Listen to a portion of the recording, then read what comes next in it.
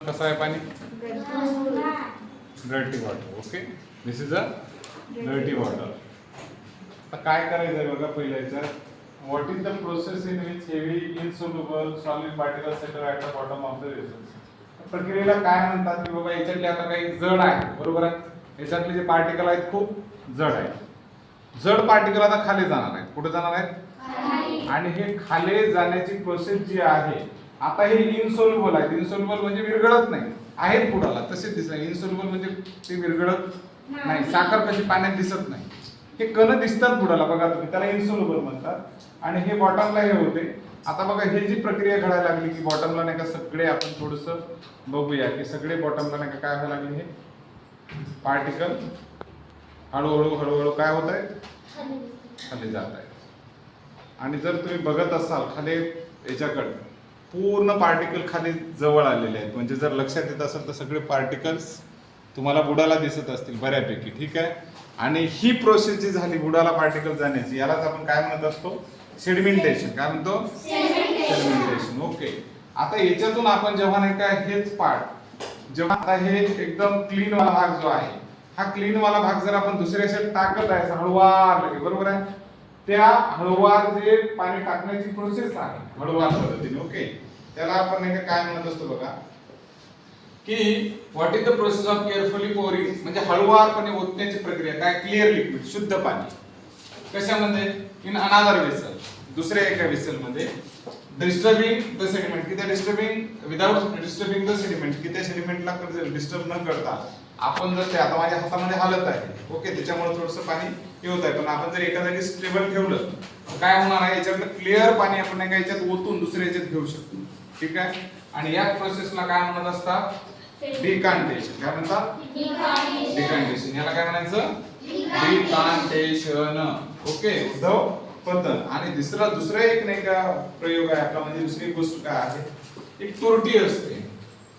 म्हणजे चिखलाचं जर पाणी असेल, चिखलाचे पाणी, ठीक आहे, चिखलाचे पाणी, अशी जर प्रोसेस असेल समजा, तर it heats the water, it makes soil particle lighter, it makes soil particle sticky together and become heavier and it change water into vapour. तर आता काय होते, तुरटी कशासाठी वापरली जाते? कशासाठी वापरली जाते चिखलाच्या याच्यात? आता फॉर एक्झाम्पल हे मडी वॉटर आहे आणि याच्यात फॉर एक्झाम्पल मी तुरटी टाकली, ओके, तुरटी टाकली, तर याच्यातले तुरटीचे कण याच्यातल्या धुळीच्या कणाला, म्हणजे हे धूळ जे कण आहेत बारीक, त्याला स्टिक होत असतात. म्हणजे कोणाचे पार्टिकल झाले? एक पार्टिकल कोणाचे झाले? अलम पार्टिकल, ठीक आहे, अलम पार्टिकल. आणि दुसरे सॉइल पार्टिकल, सॉइल पार्टिकल. हे दोघं जण एकत्र आले, दोघं भाऊ. कोण कोण? तुरटीचा कण, तुरटीचा कण. सरळ भाषेत जर सांगायला गेलं आपल्याला, तुम्हाला असं सांगावं लागेल, पहिल्यांदा हा एकटा कशाचा होता? धुळीचा कण होता, ठीक आहे. हा धुळीचा कण कोणता आहे? सॉइल पार्टिकल आहे समजा, सॉइल पार्टिकल. हा हलका आहे, खूप हलका आहे. आता याला सोबतीला चिटकला ॲल्युम पार्टिकल. ॲल्युम पार्टिकल म्हणजे काय व्हायला लागलं? पार्टिकल म्हणजे कशाचा कण आहे तो? तुरटीचा. तुरटीचा कण, तुरटीचा कण. आता मी तुरटीचा कण एवढा मोठा नसतो, पण मी तुम्हाला चित्राच्या रूपाने सांगायला लागलो. तुरटीचा कण बघा कसा हसायला, वाव, बघा कसा दिसायला. यस, ऍक्ट या बाबा, बरोबर आहे.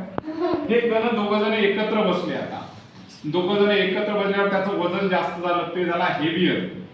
हेवियर कसं झाला? हेवी झाला किंवा हेवियर झाला. हेवी झाल्यावर दोघा जणांच्या वजनाने गाडी खाली खाली खाली खाली खाली खाली खाली खाली खाली खाली झाली. म्हणून बकेटच्या बुडाला दोघ जण येऊन बसतात. म्हणून तुरटी टाकल्याच्या नंतर हा कण याला स्टिक होतो, चिपकतो. हम साथ साथ चल म्हणते, दोस्ताना छोडेंगे नाही, हम साथ साथ है. दोस्ताना सोडत नाही. दोघ जण एकत्र झाले, वजन जास्त होते, खाले खाले खाले खाले खाले गचकून खाली होणार. कुठं? त्या भांड्याच्या बुडाला, त्या भांड्याच्या वर आपल्याला मग साफ पाणी, कारण हे घाणेरडं पाणी कुठे गेलं? खाली. म्हणून तुरटी टाकल्याच्या नंतर काय होत असते? तुरटी टाकल्याच्या नंतर वरचं पाणी निर्मळ दिसतं आपल्याला, क्लीन वॉटर दिसतं. आणि खाली कसं होतं मग? ओके.